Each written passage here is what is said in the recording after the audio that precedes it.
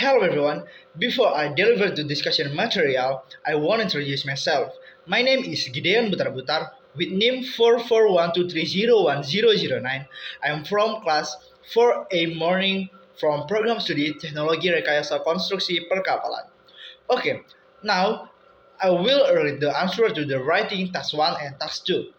Okay, the answer to task 1. The bar chart comprises the percentage of people born in outside Australia who live in city towns and rural area in 1995 and 2010. Overall, the proportion of people living in cities increased over time, regardless of their birthplace, while the percentage of those residing in towns and rural areas declined. In 1995, around 50% of Australian-born individuals live in cities, where approximately 20% resided in towns and nearly 30% in rural areas. For those born outside Australia, a significantly higher percentage, around 60%, live in cities with rural areas being the second most popular at about 40% and towns the less common choice. By 2010, the proportion of people living in cities had risen for both groups. Around 95% of Australian-born individuals and over 18% of foreign-born individuals resided in cities. Meanwhile, the percentage of both groups living in rural areas and towns has declined, with rural residents dropping sharply, particularly among those born outside Australia.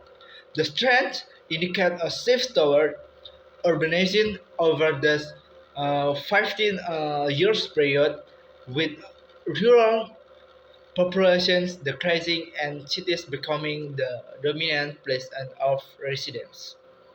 Okay, now the answer to task 2. Rich countries should provide other types of aid rather than financial assistance to poorer nations. Many developed countries provide financial aid to developing nations in an effort to combat poverty. However, despite this, funds poverty remains a persistent issue. While financial aid can offer short-term relief, I strongly agree that developed nation should focus on other forms of assistance, such as education, technology, and infrastructure development, to create long-term solutions. Firstly, financial aid often does not reach the intended beneficiaries due to corruption and mismanagement. In many cases, funds are either measured by governments or fail to trickle down to the people who need them the most. Instead of the direct monetary assistance, developed nations could devote profit expertise in governance, helping poorer countries establish transparent systems to manage resources effectively.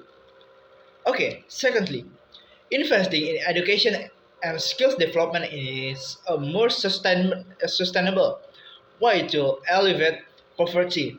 Many developing countries lack access to quality education, which limits economic profit opportunities. If will there, nations focus on building schools, training teachers, and providing scholarship.